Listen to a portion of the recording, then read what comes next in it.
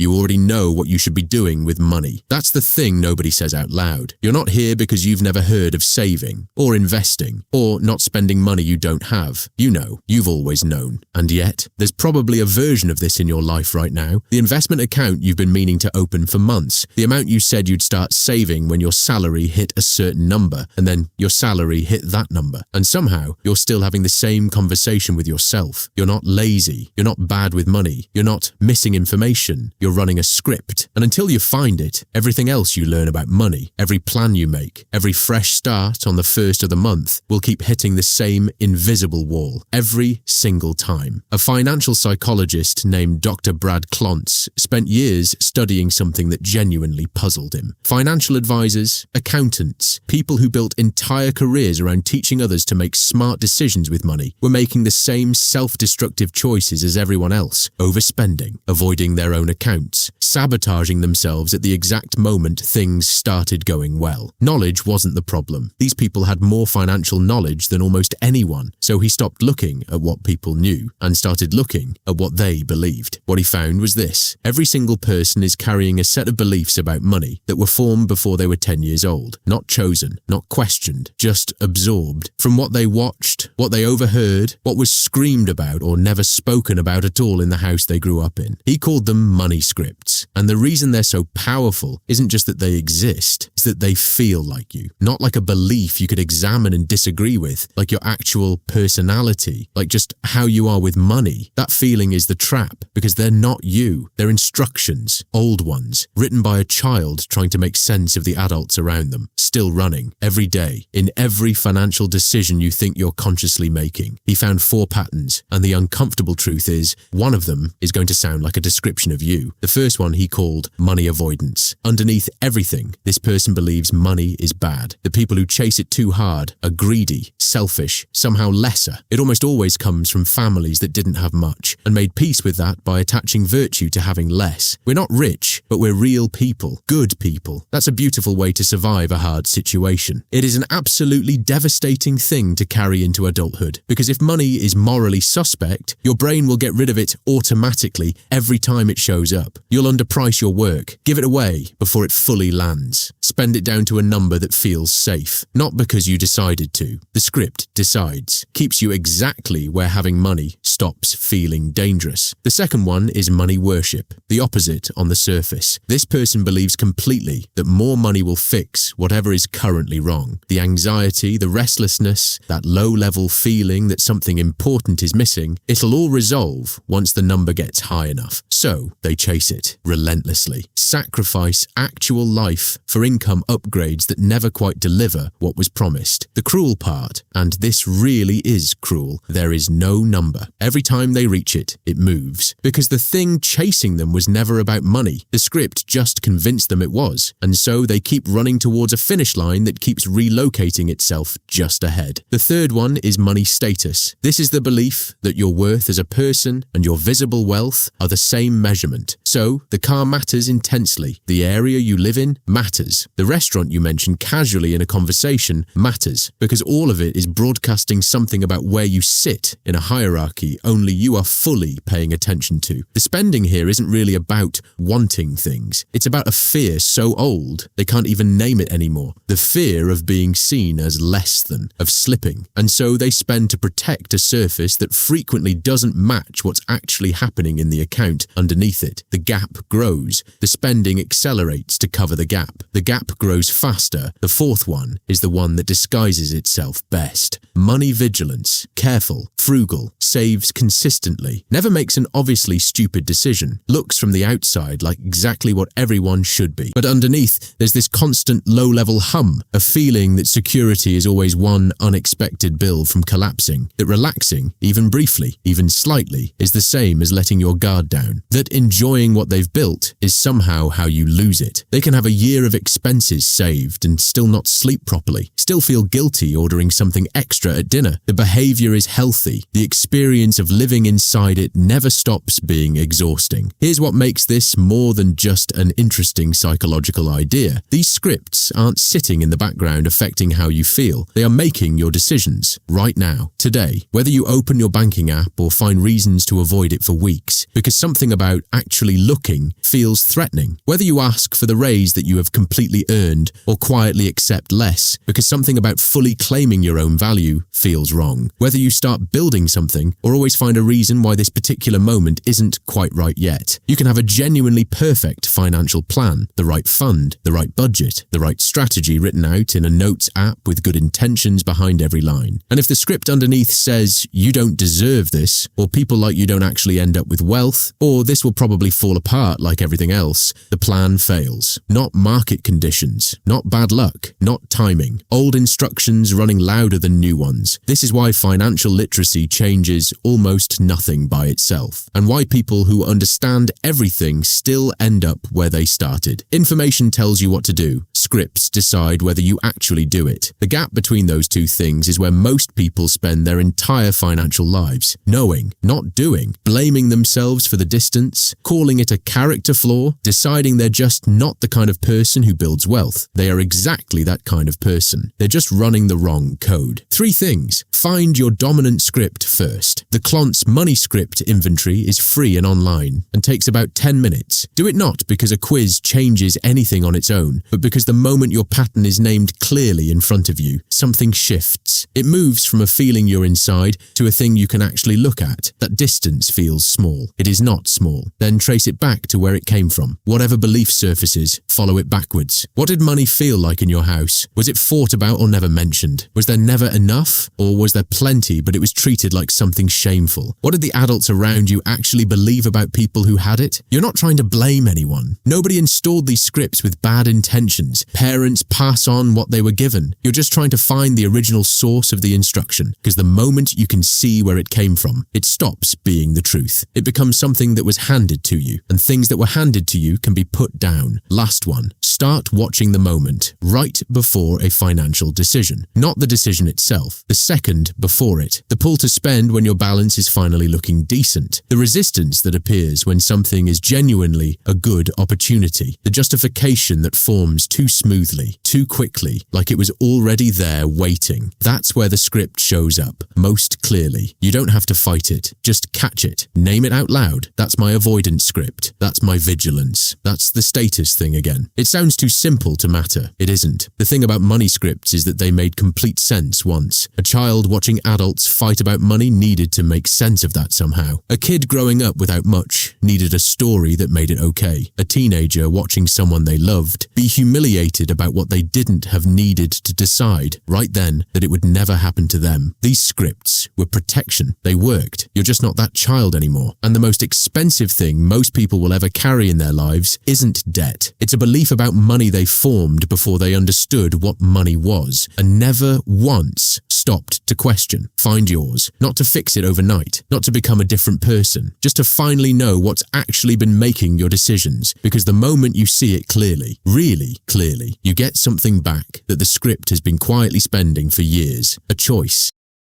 Next video. Why is $1 worth more than a rupee? Why is a rupee worth more than a Sri Lankan rupee? Why does any of this work the way it does? Because somebody decides those numbers every single day. And it isn't the market, it isn't logic, and it definitely has nothing to do with how hard the people using that currency actually work. Once you understand how currency value actually gets set and who sits in the room where it happens, you'll never look at your salary the same way again. See you there.